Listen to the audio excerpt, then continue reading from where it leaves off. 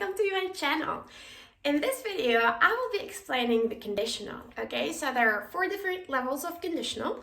I will go through them one by one, and then after that, I will explain to you when should you use which conditional? What is the meaning here that you're trying to convey? So how would a native speaker use that in a daily conversation? Please subscribe if you like my content, and if you have any question about any point, please leave a comment, and of course don't forget to like. Starting with the first conditional, which is actually conditional level 0. Here, and it is very simple. So for example, your friend wakes up in the morning, or I don't know, a family member, and they're not feeling well, and then you just look at them and you say, well, if you are ill, go to the doctor. So how do we make it? Very simple. This is the formula. If plus simple present plus either simple present or imperative, or whatever that is, a simple tense, right? So here we can say, you can put it with the imperative, okay? So this is level. Now, let me explain to you conditional number 1. So this is the first level, and this one usually is always real, and there is one condition that needs to be fulfilled for the result to happen, okay? So for example, I'm guessing if you're here, then you're probably studying for an exam. And there is something very simple that is, if you study hard, you will pass. Fingers crossed. So, how do we form this conditional? Again, very simple. If plus simple present plus will and verb, okay? So, if you study very hard, you will pass. If you don't study hard, you may not pass. So here, sometimes we can replace will with another modal verb, like may, might, can, okay? So also, we can start with this or with this. So these 2 clauses are interchangeable. So we can say, you will pass if you study hard. Okay, so here is my condition. Pay attention to that. So this was conditional 1. If you got any questions, comment. Now things are getting more interesting and more complicated, as always. Especially if this third structure or the second structure doesn't exist in your language.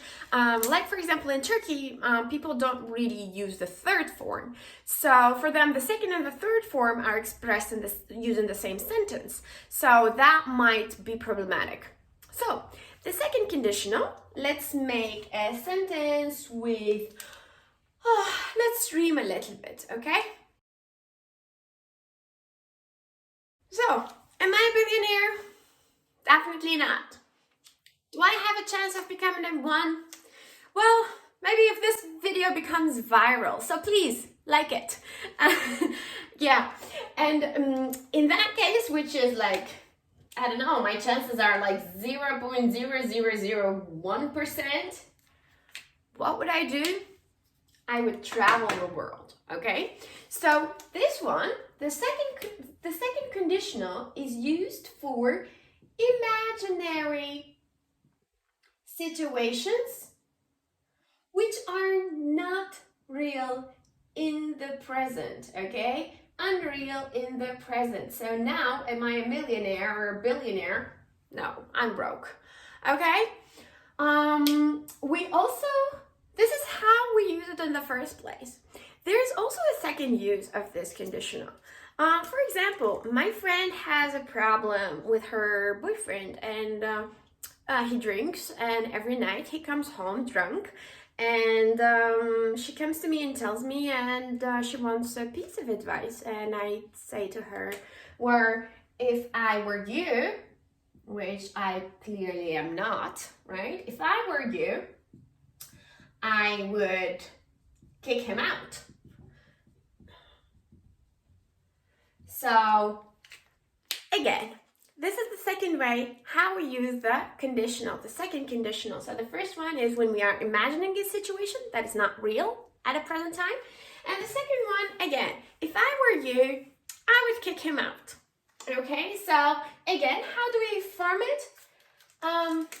If plus simple past plus would verb. I want you to notice that for the second conditional or for the conditionals, we usually use were with all subjects and instead of was. Now, let me explain to you the third conditional, which is the fourth level of conditionals. Let me give you a very short story. So, we probably all have that one friend that was not a good student, even though they have pretty high IQ. They're just lazy, right? And then you see them one day, you go to McDonald's and they're working there and you're like, oh, okay, what's up? What happened to you? I thought you were going to become a nurse. And then the person will say to you, well, I didn't study hard enough, but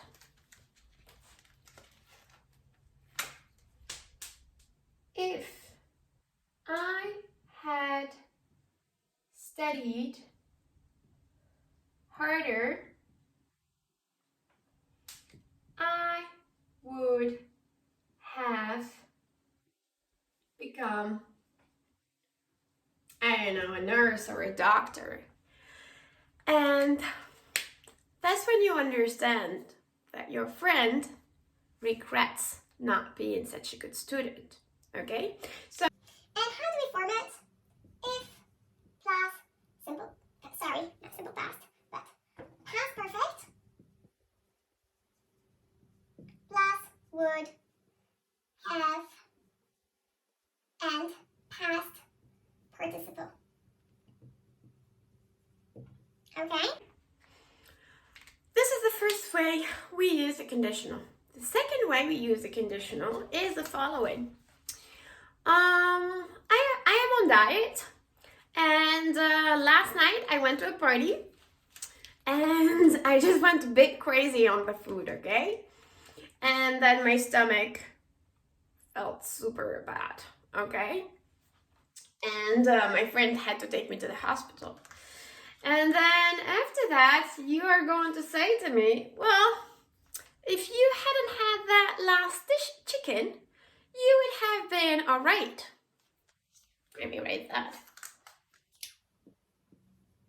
If you hadn't had that last slice of pizza, you would have been all right. Okay.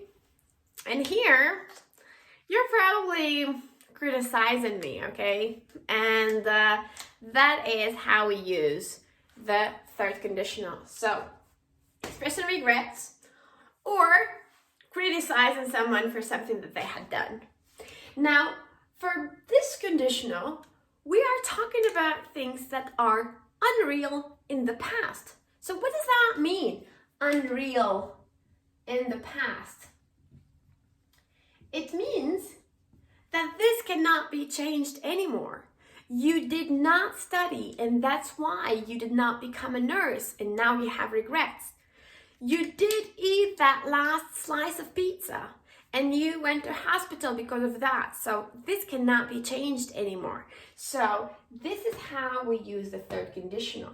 Now the difference between the second conditional and the third conditional even though they both have pasts in them. The second conditional is about the future, okay? You're imagining how things could be different in the future. In this case, you are kind of imagining how things could have been different in the past. So, conditional 3, when things cannot be changed anymore. Conditional 2, when you have a chance.